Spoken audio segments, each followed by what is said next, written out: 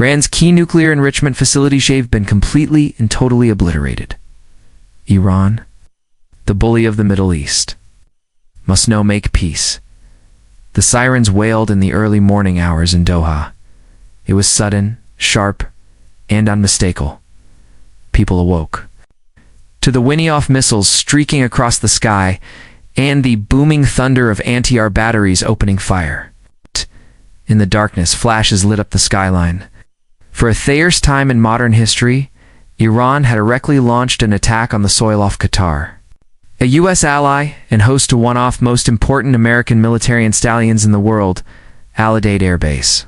That moment, more than any speech, sanction, or summit, marked the escalation. No one wanted to believe was coming. Iran had retaliated, and Thrud was officially one misstep away from open war. This attack was symbolic. It was precise, deliberate, and calculated. At least 12 ballistic missiles were launched from western Iran, according to Pentagon sources, targeting both Al-Udeid and adjacent Qatari infrastructure. 4 of them reached the outskirts of the base before being intercepted by American M6 missiles launched from a U.S. Navy destroyer stationed in the Gulf. 2 others made impact. One landing in Anapen Field near a munitions depot, the other slamming into a runway in Lavinga crater the size of a swimming pool. No American lives were lost, but 2 Qatari nationals were killed when a missile fragment struck a vehicle near a commercial district.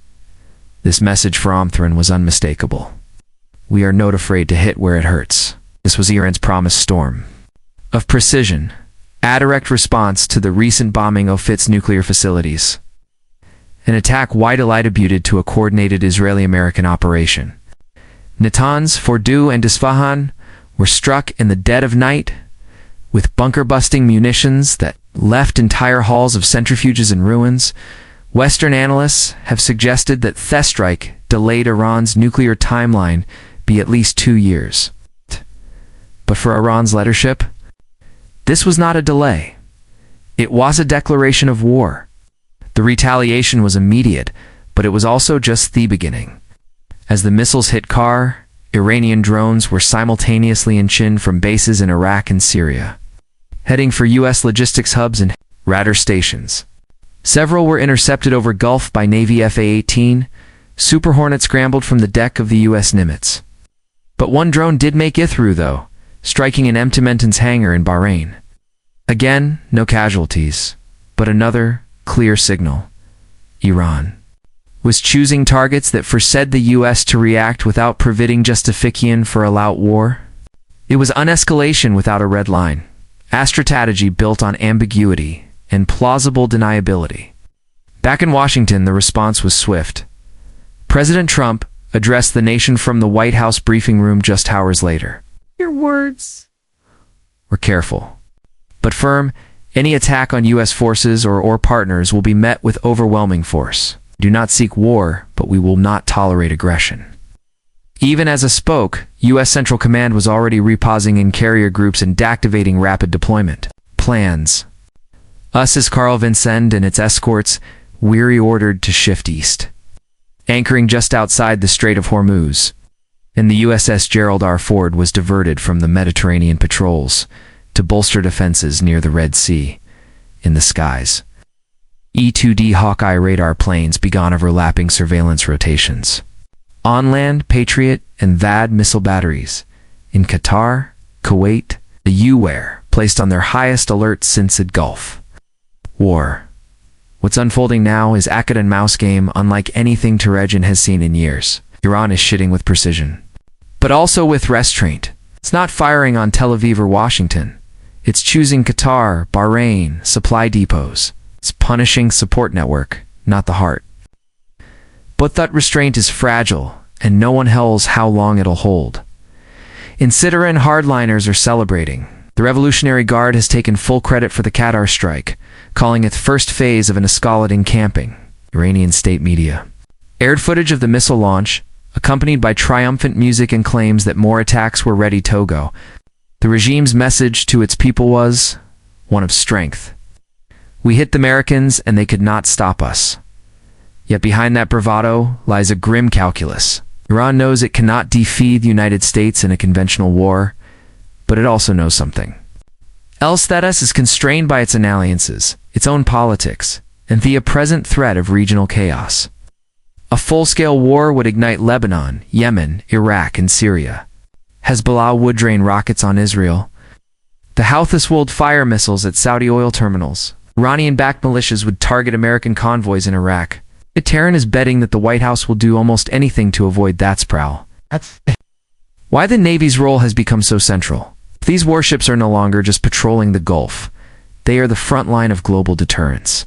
Destroyers like the USS The Sullivanses, USS Leon and USS Paul Hamilton are positioned in overlapping arcs to ensure a total radar coverage. Their Aegis combat systems are constantly tracking deskies, feeding data back to command centers in Qatar and Bahrain. Every flight, every signal, every blip on their radar is analyzed in real time when the next wave comes, and it will. These ships are the first to see it, the first to respond, and the first to shoot. And it's not just missiles. The Gulf is also a maze of small threats. Fast boats, underwater drones, disguised commercial ships. Iran's Revolutionary Guard has a fleet of speedboats armed with rocket sand mines, often operating dangerous like US vessels. In recent days, several of these boats made high-speed approaches toward American destroyers bore veering off at the last second. It's all part of the psychological game. Test the limits, provoke a reaction, force the US into a mistake that Tehran can exploit. So far, the discipline has shelled, but the margin for error is vanishingly thin. Meanwhile, diplomacy is being waged in parallel, if you can call it that. European intermediaries are attempting to reopen back-channel communications with Tehran, Oman, and Switzerland, have reportedly passed Moses between the US and Iranian officials, but neither side is signaling a desire to de-escalate. Iran has assuaged a list of conditions that amounts to capitulation and all sanctions, withdraws troops from Iraq and Syria, and guarantee non-interference in its nuclear program. Washington predictably has refused. Instead, it has sent more firepower. Inside Aludate, the mood is tense but focused. U.S. airmen are working in 12-hour shifts, fueling jets, arming missiles, reviewing drone footage, and preparing for the next strike. The Basra has moved into full combat readiness. Families of American personnel have been evacuated. Satellite imagery shows newly dug blast trenches around Khan infrastructure. And just beyond Thoir, Qatari forces are mobilizing, too, not for offense, but for containment. The tiny Gulf nation finds itself caught in the crossfire of giants. So, the question now isn't whether Iran will strike again.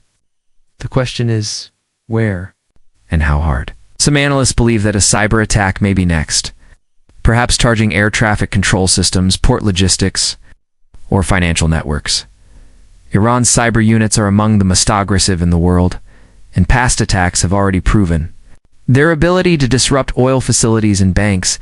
Others worry about proxy strikes, Hezbollah hitting Israeli positions in North or Shia, militias launching mortars at the Green Zone in Baghdad. The battlefield is not confined to any one nation. It's regional, dispersed, and unpredictable. Still, amid all of this, the nuclear issue remains unresolved. Intelligence reports suggest that, despite the damage to Natanz and Fordo, Iran has moved key assets to hidden facilities, underground bunkers, mobile centrifuges, and even sea-based platforms that have all been floated as possibilities. The US and Israel now face a chilling dilemma.